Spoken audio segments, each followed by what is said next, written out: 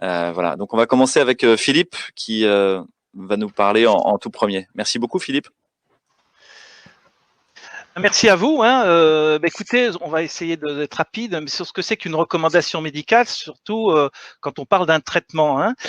Dans cette recommandation, on peut parler de la balance bénéfice-risque. Alors pour le patient bien sûr, mais aussi peut-être pour se couvrir face à la justice. C'est pour ça que cette représentation de cette icône qui représente la justice. Et puis la règle des trois O de Milton Erickson que les hypnothérapeutes connaissent bien. Observer, observer, observer. C'est la base de toute recherche. Et puis on peut faire de la recherche en médecine de terrain et de proximité, de face à un patient en urgence bien sûr.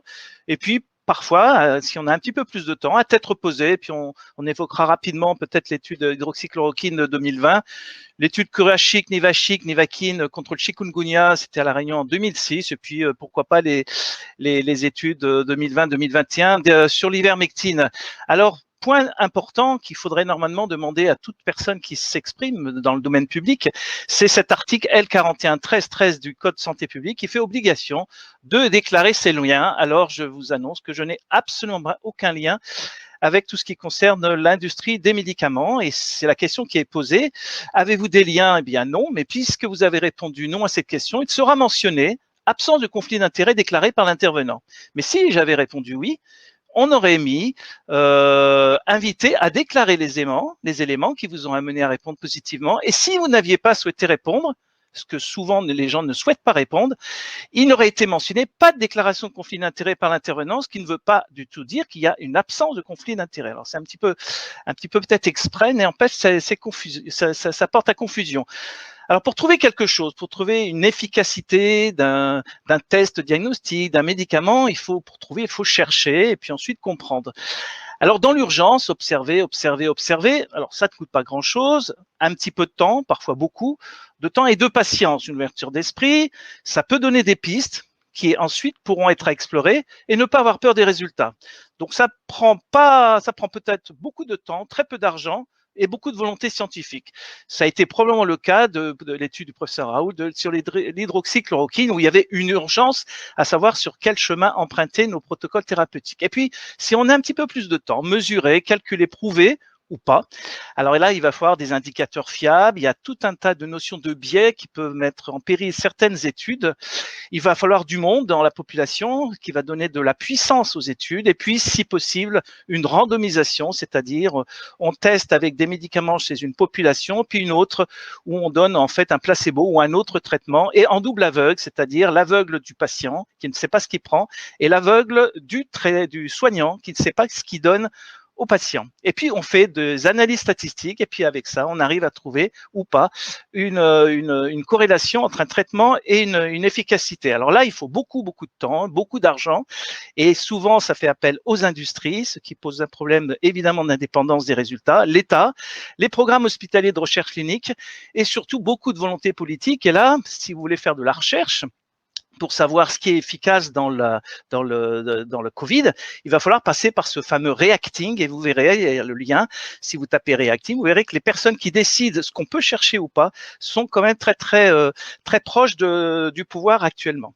Alors, on aboutit à des recommandations. Alors, il y a des grades A, B, C en fonction du niveau de preuve. Alors, la grade A, c'est le maximum sur une preuve scientifique. C'est là où on parle des essais comparatifs randomisés de forte puissance, c'est-à-dire avec une grande population et sans biais majeur. De grade B, c'est un petit peu moins fiable avec des études comparatives ou des études de cohorte. Et puis des grades C, qui sont des études de grade donc inférieures, mais qui ont aussi leur intérêt avec des études cas témoins, série de cas, mais qui peuvent déboucher ensuite, si on le veut, politiquement, aboutir à des grades B ou A en mettant un peu plus d'argent dans les études. Alors, vous pouvez retrouver tout cela en tapant HAS, Haute Autorité de Santé, qui sont à l'origine donc de la distribution de l'ensemble des recommandations à tous les professionnels de santé. HAS, gradation des recommandations, et vous aurez ce recueil qui date d'avril 2013 et qui vous donnera toutes les choses importantes à retenir. Alors, il y a les dogmes, des recommandations. Alors, ce qui est recommandé ne veut pas dire que ça a été prouvé en termes de mortalité. Par exemple, les anticholestérolémiants, selon les indications, ça peut avoir un intérêt ou ne pas en avoir. Ce qui est prouvé ne veut pas dire que c'est recommandé. c'est toute la problématique face à l'ivermectine actuellement.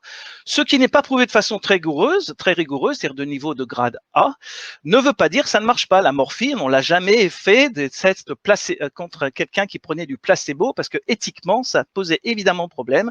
On considère que c'est évident que la morphine soulage les douleurs, donc on considère qu'il n'y a pas vraiment d'un besoin de grade A. Ce qui n'est pas prouvé aujourd'hui ne veut pas dire ça ne sera pas demain. Alors, il y a l'hypnose, l'ostéopathie, tout un tas de molécules également.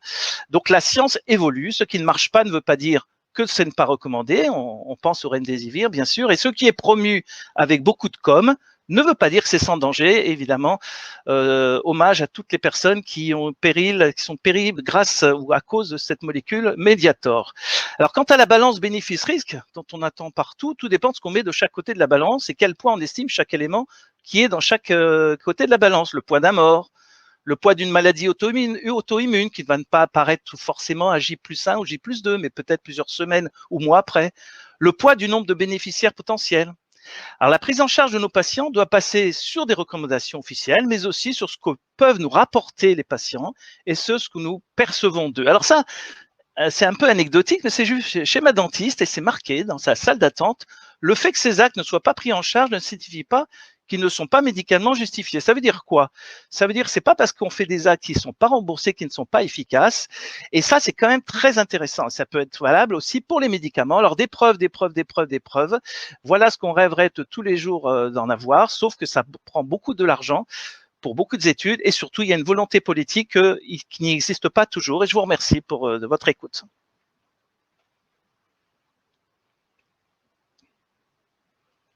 Merci beaucoup Philippe pour cette présentation sur les grades de recommandation qui nous permet peut-être de mieux comprendre en fait tout ce que le grand public entend en disant il nous faudrait des essais randomisés en double aveugle, etc. Comprendre que finalement l'épistémologie, la création du savoir en période épidémique, peut-être qu'elle répond pas tout à fait à ces normes-là et qu'il y a besoin aussi d'utiliser d'autres façons de faire et d'explorer d'autres pistes qui sont très utiles. Et que effectivement il y a ce biais majeur que les choses qui sont recommandées sont pas forcément celles qui sont prouvées et celles qui sont prouvées sont pas forcément recommandées. Ça c'est tout le problème entre l'articulation entre la science et l'administration.